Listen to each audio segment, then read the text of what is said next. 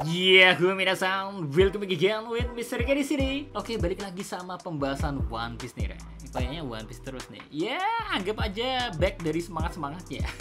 Re, ngomongin tentang sosok Joy Boy, kayaknya bukan hanya kita yang sering membicarakannya sebagai fans atau menikmati serial One Piece doang. Karena faktanya, nama Joy Boy sendiri memang sering disebutkan di serial One Piece oleh beberapa orang. Gak sedikit juga kayaknya orang yang bermimpi untuk bisa menjadi orang seperti Joy Boy atau menjadi the next Joy Boy, seolah melakukannya adalah hal yang gampang. Penasaran kan siapa aja kira-kira yang seharusnya memiliki kemungkinan untuk menjadi the next Joy Boy? Meski mungkin takdir tak berpihak kepada mereka, sebagaimana Orba Kasencho yang dipilih oleh buah iblis Hitonomi model Nika. Tanpa banyak basa-basi gak jelas, monggo enjoy the kontennya ge. Let's go.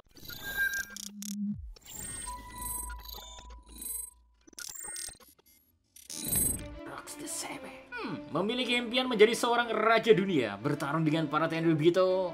Cerita seorang Rocks semakin kita perhatikan ya semakin mirip dengan apa yang dilakukan oleh sosok Joy Boy. Joy Boy di masa lalu adalah orang yang menguasai kerajaan kuno jauh sebelum adanya pemerintahan dunia seperti sekarang ini. Makanya bisa dibilang posisi Im Sama sebelumnya gak jauh lebih tinggi dari Joy Boy, karena Im Sama baru bisa menduduki takhta kosong di Marijua selepas mereka memenangkan peperangan dengan pihak kerajaan kuno. Menjadi salah satu penyandang di, mungkin itulah impian yang dia inginkan. Meski harus kalah dalam pertarungannya dengan angkatan laut yang tergabung dengan krunya Roger, namun perjuangan dari Rock the Sebek dan mencoba membuat simbol yang sangat melambangkan seorang bajak laut, Rocks berhasil mengukir namanya sebagai salah satu bajak laut legendaris. Pulau Hachinosu yang kelak menjadi tempat berdiamnya bajak laut Kurohige dulunya menjadi saksi bisu dari bagaimana bajak laut Rocks bisa tercipta. Tempat dari monster-monster kuat dikumpulkan, dan satu-satunya orang yang bisa menjinakkan anak-anak muda kuat itu hanyalah seorang Rocks the Sebek.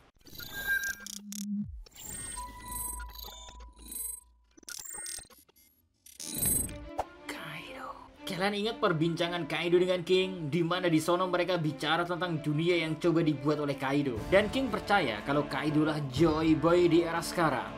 Kaido yang ingin menjadi the next Joy Boy emang memiliki ambisi yang sangat besar terhadap hal itu. Bahkan ketika bertarung dengan Luffy, dia sendiri bilang kalau Luffy pun bukanlah the next Joy Boy karena sempat berhasil Kaido kalahkan di awal. Yang menarik dan sempat menjadi perbincangan di forum Jepang ya, ternyata nama Kaido sendiri dalam kanji Jepang memiliki arti Joy Boy atau Strong Kid yang dalam bahasa Indonesia berarti anak kuat. Arti kata ini tentu bukan membuat Kaido berarti Joy Boy itu sendiri ya.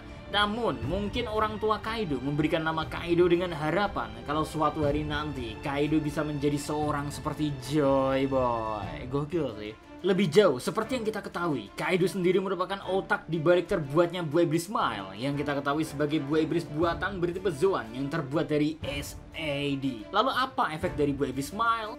Membuat orang yang sempat memakannya dan gagal mendapatkan kekuatan, mereka akan kehilangan emosi dan hanya bisa tertawa sambil tersenyum. Di samping diri mereka merasakan perasaan lainnya, jadi mau itu sedih, marah, ataupun perasaan-perasaan lain, mereka hanya bisa menyampaikannya dalam senyum dan tawa.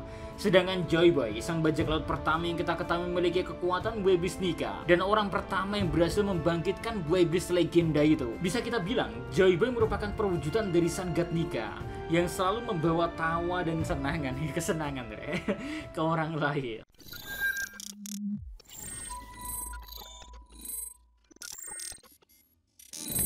Goldie Roger, sang raja bajak laut yang setelah berhasil menemukan Lautelle, dia berkata seandainya saja dia bisa hidup di era Joy Boy. Mungkin dari seluruh bajak laut hingga sekarang ya, Goldie Roger lah orang yang paling dekat untuk menjadi the next Joy Boy. Hanya saja memang waktu dan segalanya tidak mendukung Roger. Soalnya kita perlu ingat-ingat ya, ketika bajak laut Roger memasuki pulau manusia ikan, di situ pun posisinya memang waktunya belum tiba bagi Roger untuk menemukan semuanya. Karena seperti yang kita tahu, meski Roger berhasil sampai ke pulau terakhir, tapi ada beberapa hal yang tidak mendukung perjuangannya, yang mana memang bukan takdir seorang Roger untuk menyelesaikan janji dari Joy Boy. Roger berhasil terlalu cepat, Re. Di eranya bahkan Poseidon saja belum lahir, sehingga semuanya mungkin tak bisa diselesaikan oleh Roger. Di samping itu kita sendiri pun tahu kan kalau Roger bukanlah seorang pengguna buah iblis, sehingga berbeda dari Luffy yang meneruskan atau mewarisi kemampuan Joy Boy di masa lalu. Roger hanya mewarisi the will of the, sehingga dirinya bisa sampai ke pulau terakhir. Nah, satu hal yang bisa kita pelajari dari kehidupan Roger ialah gimana waktu ternyata sebegitu pentingnya Karena Roger sendiri di satu sisi tidak memiliki waktu yang banyak berkat penyakit yang dia alami. Namun ketika dia berhasil untuk menyelesaikan apa yang dia inginkan, Roger pun terlalu cepat untuk melakukan hal itu karena masih ada hal-hal lain yang belum siap. Disinilah kita belajar kalau waktu dan takdir memang berbeda-beda untuk setiap orang. Namun gak bisa dipungkiri kalau memang sang mantan Raja Bajak Laut inilah satu-satunya orang yang paling dekat dengan julukan The Next Joy Boy sejauh ini.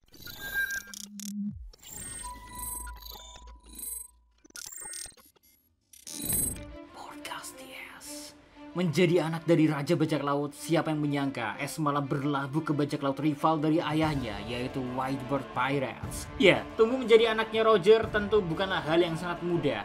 Dibenci, dihina, dan semua perlakuan tak enak lainnya. Mungkin Es sudah pernah merasakan hal itu bahkan sejak dia kecil. Tapi apakah kalian ingat perbincangan akhir perjalanan Roger Pirates, di mana omongan tentang siapa yang akan menemukan One Piece nantinya? Yaps, Roger dengan sangat percaya diri berkata kalau anaknya lah yang kelak akan menemukan harta yang mereka tinggalkan itu. Akan tetapi harapan dari mantan Raja Bajak Laut ternyata terlalu besar. Soalnya Es sendiri hidup sangat kesulitan sejak kecil. Dirinya baru bisa menemukan apa yang dia inginkan atau diterima secara lingkungan mungkin setelah masuk dan diajak bergabung oleh mendiang Shirohige.